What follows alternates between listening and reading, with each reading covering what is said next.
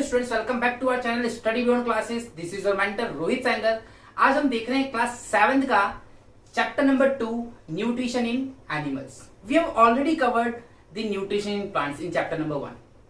In that chapter we have discussed about the nutrition and the types of nutrition and the habitats. Actually we have already know the concepts of autotrophs and heterotrophs. Autotrophs क्या थे? Plants थे जो खुद का खाना खुद बनाते थे। हेटरोट्रॉप्स जो खुद का खाना दूसरों से लेते थे। They don't have the potential to make their own food, that's why they are dependent on some other organism for their food. That's why they derive their food from the body of another organism like plant और animals. तो उनको हम बोलते थे heterotrophs. अब इस chapter में जो हम पढ़ने वाले हैं that is how the nutrition in animals takes place. Nutrition होता है लेकिन कैसे होता है। मुश्किल से 15 मिनट में आपका पूरा चैप्टर कवर हो जाएगा। पूरा डिटेल में हम इसको पढ़ने वाले हैं, देखने वाले हैं। सारी चीजें एज यूजुअल आपको, अगर आपने प्रीवियस वीडियोस देखी हैं तो डिस्प्ले हो रही हैं आपको। ये सारी चीजें आपको पैरेलली नोट डाउन करनी है कॉपी में। ओके, अगर आप जो भी क्वालिटी में, जिस भी क्वालिटी में देख रहे हैं वो विजिबल नहीं हो रहा तो 480 क्वालिटी को कर सकते हैं आप उसको, उसमें ज्यादा विजिबल होगा। हम कोशिश करेंगे कि विजिबिलिटी बिल्कुल साफ रहे ताकि आपको दिक्कत ना आए। Now starting with the nutrition in animals. सबसे पहली जो स्टेप होती है दैट इज द इंजेशन। इन का मतलब अंदर। पहली प्रोसेस जिसमें हम अपने खाने को मुंह के अंदर लेते हैं that is called ingestion. The process of taking of food inside the body is called ingestion. अब जैसे हमने इंजेशन किया तो वहां पे सबसे इंपॉर्टेंट रोल प्ले करती है बकल कैविटी। बकल कैविटी वो जिसमें दांत है, हमारे टीथ है, विच कंसिस्ट ऑफ टीथ। वो बकल कैविटी करती क्या है? सबसे पहला काम करती है it's help in chewing of food. ठीक है, खाने को चीव करने में हेल्प करती है, तोड़ने में हेल्प करती है। फिर उसी के अंदर एक मस्कुलर ऑर्गन होता है जिसको आप कहते हो आपकी जुबान, टंग। टंग क्या करती है? टंग हेल्प करती है उसको मिक्सिंग में। किसके मिक्सिंग में? सलाइवा के मिक्सिंग में। आपके जस्ट माउथ के जस्ट ऊपर, हल्के से ऊपर सलेवरी ग्लैंड्स हैं जो एक सलेवरी एमिलेज नाम का एंजाइम्स रिलीज करता है। वो करता क्या है? वो आपका जो भी खाना है कार्बोहाइड्रेट उसको स्टार्च में कन्वर्ट कर देता है। ठीक है, जो स्टार्च है उसको सिंपल शुगर में कन्वर्ट कर देता है। कॉम्प्लेक्स शुगर को सिंपल शुगर में कन्वर्ट कर देता है। और वहीं पे हेल्प करते हैं आपके बकल कैविटी में 4 टाइप के जो टीथ हैं वो। सबसे पहला है कैनाइन। ओके, कैनाइन क्या करता है? कैनाइन हेल्प करता है कटिंग में। फिर हम बात करते हैं इंसाइजर। हमने देखा यहां पे 4 टाइप्स के टीथ हैं। सबसे पहला है इंसीजर। ये फ्रंट दिख रहा है आपको। This incisor helps in the cutting of fruit. ठीक, आप खाना खाते हैं, फ्रूट्स खाते हैं, वेजिटेबल्स खाते हैं, तो उनको जो कट करने का काम है वो इंसीजर का है। फिर ये वाले दांत दिख रहा है आपको, ये वाले, इसको बोलते हैं कैनाइन। ये टीयरिंग का काम करता है। आपने देखा होगा लायन के बहुत बड़े बड़े होते हैं, टाइगर्स के बड़े बड़े होते हैं। जो टॉप कार्निवोरस होते हैं एनिमल्स, उनके बड़े बड़े टीथ होते हैं। ठीक, क्योंकि उनको जो एनिमल होते हैं दूसरों, उसको फाड़ना पड़ता है, चीरना पड़ता है, तो इसलिए ये हेल्प करते हैं। फिर इसके बाद यहां पे आते हैं प्रीमोलर्स। ये हेल्प करते हैं चबाने में। फिर इसके बाद आते हैं मोलर, वो भी सेम हेल्प करते हैं। तो बकल कैविटी इस तरीके से खाने को चीव करती है और उसकी हेल्प करती है टंग। टंग हेल्प करती है। आपने देखा होगा कंटिन्यूस आपका मुंह गीला रहता है। वो आपका मुंह जो गीला रहता है वो जस्ट बिकॉज ऑफ सलाइवा। आपने देखा होगा इमली का नाम सुनते ही मुंह में पानी आता है। इट्स नॉट पानी, इट्स अ सलाइवा। तो सलाइवा सीक्रेट होता है। अब जैसे ही खाना बॉडी के अंदर एंटर हुआ then it passes through the food pipe. वो फूड पाइप कुछ नहीं, ईसोफेगस होता है। वो होता है ईसोफेगस। तो मूवमेंट हुआ। आपने कभी कभी फील भी क्या होगा, जब कभी आप सूखा सूखा खा लेते हो तो देन यू फील कि खाना जा रहा है। फिर आप सडनली पानी पीते हैं देन यू फील कि पानी भी जा रहा है। होता है ऐसा? एग्जैक्टली वही है ईसोफेगस। जब खाना यहां से निकलता है, यहां जाता है पेट में, तो जो रास्ता है उस रास्ते को हम बोलते हैं ईसोफेगस। ओके, सिंपल से रास्ते को नाम दे दिया ईसोफेगस। अब खाना चला गया स्टोमक में, खाना चला गया पेट में। अब जैसे स्टोमक में गया तो स्टोमक में गैस्ट्रिक जूस रिलीज होता है, HCl। आपको जो पढ़ना है दैट इज HCl। HCl क्या करता है? जो कंपोनेंट आपने खाया है उसके बैक्टीरिया को किल करता है। और दूसरी इंपॉर्टेंट चीज, वो सबसे इंपॉर्टेंट चीज करता है यहाँ पे ये करता है आपके खाने को ब्रेक डाउन। आपने च्यू किया, च्यू करने के बाद छोटे छोटे कन्वर्ट किया उसको, अब वो वापस गया स्टोमक में फर्दर वो ब्रेक डाउन होगा और हेल्प कौन करेगा? HCl। अब HCl के साथ स्टोमक एक और जूस रिलीज करता है that is called mucus. Actual में HCl एसिड है, इतना स्ट्रॉन्ग एसिड है वो कि अगर आप कील या कोई चीज उस एसिड के अंदर डालेंगे तो वो उसको भी गलाने का दम रखती है, उसको भी डिकम्पोज करने का दम रखती है, उसको खराब कर देगी वो एक आयरन नेल को। तो आपका स्टोमक अफेक्टेड नहीं होगा। तो स्टोमक को प्रिवेंट करने के लिए HCl के इफेक्ट से एक और जूस रिलीज होता है दैट इज कॉल्ड म्यूकस। अगर आपसे कोई बोले म्यूकस करता है क्या, तो म्यूकस बचाता है स्टोमक को किसके इफेक्ट से?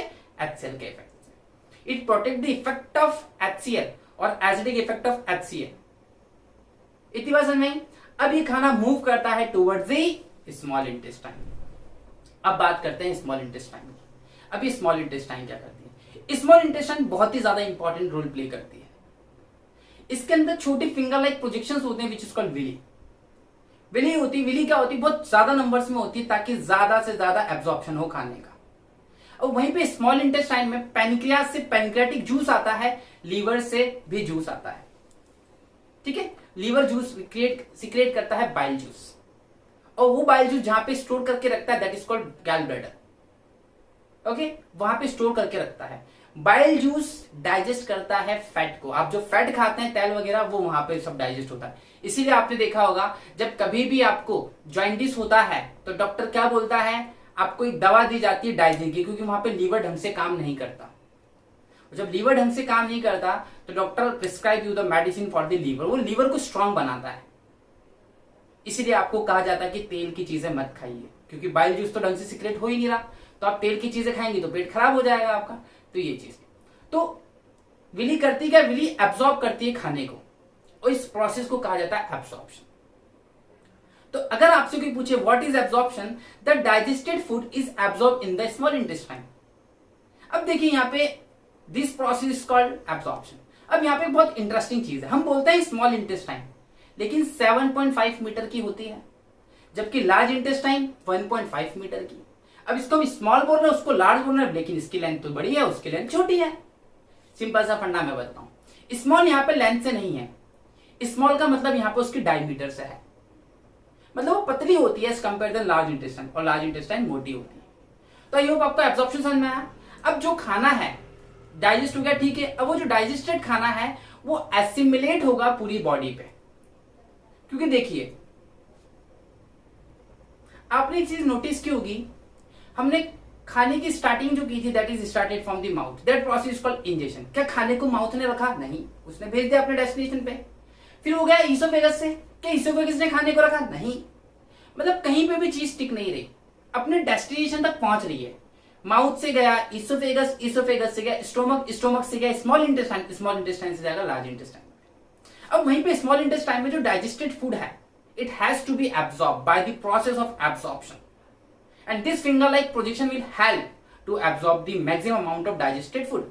अब जब एब्सॉर्ब कर लेगी तो ये रखेगी तो है नहीं, ये क्या करेगी? It has to transfer all the nutrients और एब्सॉर्ब और digested food to all the body parts with the help of blood stream. Blood stream के थ्रू वो खाना सारा का सारा आपकी बॉडी में सर्कुलेट होगा ब्लड के साथ, वो हार्ट के पास जाएगा ऑक्सीजन लेने। इस प्रोसेस को हम कहते हैं assimilation. The digested food is passes through the bloodstream और with the help of blood stream throughout the body, this process called assimilation. अब हुआ क्या? स्मॉल इंटेस्टाइन ने अपना काम कर दिया। नाउ लार्ज इंटेस्टाइन की बात करते हैं। अभी मैंने आपको बताया लार्ज इंटेस्टाइन 1.5 मीटर की होती है। सारी चीजें जो एब्जॉर्ब हो गई वो तो ठीक, जो नहीं होती वो जाती है लार्ज इंटेस्टाइन में। लार्ज इंटेस्टाइन के पास दो मेजर काम है। ये क्या करती है? सबसे पहले तो मेजर कंपोनेंट है वाटर एंड सॉल्ट का एब्जॉर्प्शन। ये वाटर एंड सॉल्ट को भी एब्जॉर्ब करती है। बहुत सारे एग्जाम्स में क्वेश्चन पूछा जाता है कि लार्ज इंटेस्टाइन क्या एब्जॉर्ब करती है, तो वाटर और सॉल्ट को एब्जॉर्ब करती है। और वहीं पे जो दूसरी चीज है ये अनडाइजेस्टेड फूड को भी एब्जॉर्ब कर लेती है। और जो अनडाइजेस्टेड फूड जो डाइजेस्ट नहीं हुआ है वो सीधा सीधा चला जाता लार्ज इंटेस्टाइन में, और रेक्टम के थ्रू वाया एनस आप उसको बाहर निकाल देते हैं, जिसको सिंपल सी लैंग्वेज में कहा जाता है एक्सक्रीशन और egestion. The process of removal of faecal waste from the body is called egestion. ये हो गया आपका इजेशन। तो आपने सारी प्रोसेसेस को देखा कि कैसे सारी प्रोसेस हो रही है। एक क्वेश्चन आता है एग्जाम में, that is come from the amoeba, कि अमीबा का डाइजेशन कैसे होता है। तो अमीबा का डाइजेशन भी सेम होता है, वो भी पहले इंजेशन करेगा, डाइजेशन करेगा, ठीक, और फिर बॉडी काम करेगी। मैंने यहाँ पे डिस्प्ले में दिखा रखा है अमीबा का, वो सेम रोल प्ले करेगा जैसे हम करते, बस हाँ उसकी बॉडी थोड़ी सिंपल है, तो वो इतना कॉम्प्लेक्स टास्क नहीं करने वाला जैसे हम लोग करते हैं। Now back to the other animals, ruminants. Cow की बात कर रहा हूं। काऊ को देखा होगा आपने, बढ़िया बैठी रहती है, फुर्सत में जुगाली करती है, कंटिन्यूस मुंह चलता है, होता है ऐसा।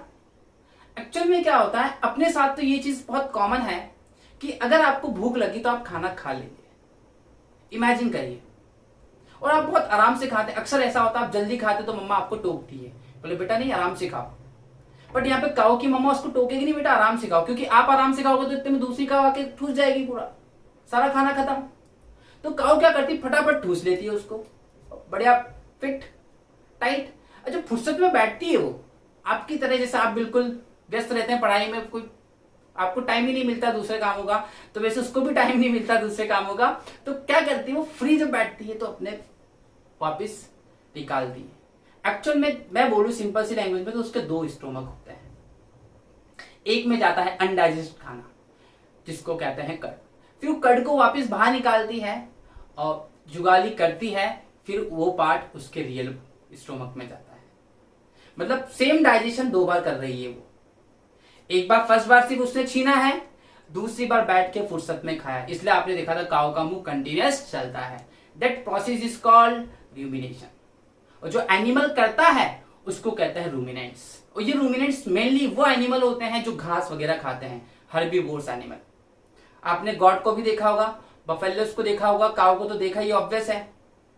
तो ये सारे एनिमल्स कहलाते हैं हर्बीवोर्स। तो ये हर्बीवोर्स ही करते हैं क्योंकि ये खाते हैं ग्रास, और ग्रास में एक कॉम्प्लेक्स चीज होती है, that is called cellulose. Cellulose की वजह से इनको ऐसा करना पड़ता है। तो इतनी चीज आपको समझ में आई? आई होप आपने समझा कॉन्सेप्ट रूमिनेशन क्या होता है। आपने देखा कि कैसे वो चीजें फर्दर डाइजेस्ट होती हैं। तो आपने इस वीडियो में देखा पूरा कि how the nutrition takes place in the plant, in the animal. Okay, सारी चीजें आपने देखी। यहां से इंपॉर्टेंट क्या है, यहां से सबसे इंपॉर्टेंट है विली और उसका फंक्शन एब्सॉर्प्शन। एसिमिलेशन बहुत इंपॉर्टेंट है, रूमिनेशन बहुत इंपॉर्टेंट है, डाइजेशन आपको पता ही है। सारी डेफिनेशंस आपको यहां डिस्प्ले हो रही हैं, आप कंटिन्यूअस देखते जाइए, उसको पहले लिखते जाइएगा। I hope you enjoy the video. Please subscribe our channel and share it with your friends if you like it. अगर आपको पसंद आता है तो ही आप शेयर करिएगा, एल्स कोई बात नहीं। हमारा मोटिव आपको एजुकेशन देने का है, वो हम दे रहे हैं। We are doing our best. बस उम्मीद ये है आप लोगों से कि आप अपने कमेंट्स दीजिए, हमें बताइए कि हम और क्या कर सकते हैं आपके लिए, और आपकी जो भी डिमांड है आप हमें बता सकते हैं via comment. Thanks for watching and stay with us. Thank you.